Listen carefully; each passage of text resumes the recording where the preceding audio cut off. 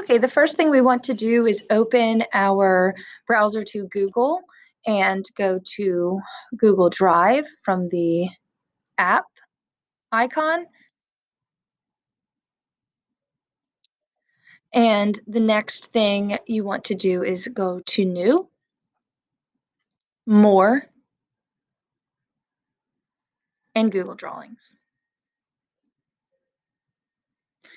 Once I'm in Google Drawings, I want to click on the title and rename it Practice and my name. Okay, the next thing we're going to do is set up our canvas. So I want to create a background, and to do that, I will use the Shape tool.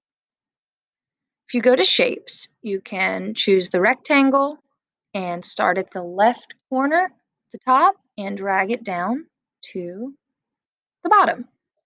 It should turn light blue, and you want to make sure you don't click away, it will deselect. So I'm clicking on it, and I know it's selected because of the boxes in the corners and along the perimeter of the shape. So then you have two tools we can use here. The first one is the Fill tool.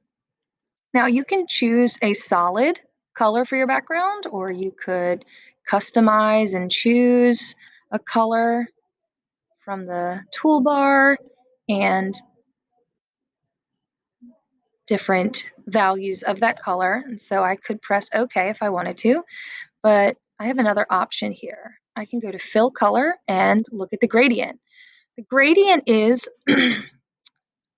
a transition from different colors or transition from light to dark. And there are some pre-selected options for you, or pre-created, I should say. But I could customize this. And to customize this, you can choose the type. And the preview here will show you what your background would look like. So I could do radial, I could do linear. I can also change where this gradient starts and stops. So we're going to go with something like this. And then down here, you can add gradient stops. So if I add, you notice it's creating these circles along this scale. You can move them wherever you want. And I can click on one and change the color. So maybe I want to start here with white.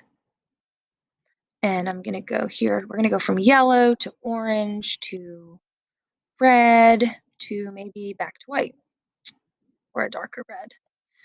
And then you can move these little stops to see how much of each color you want or where you want a certain color to stop and start. Okay. The more equally spaced they are, the more subtle the transition is. So then I would press OK, click off to the side, and I have a background. So take a few minutes to play around with that feature and create a background for your practiced vector drawing.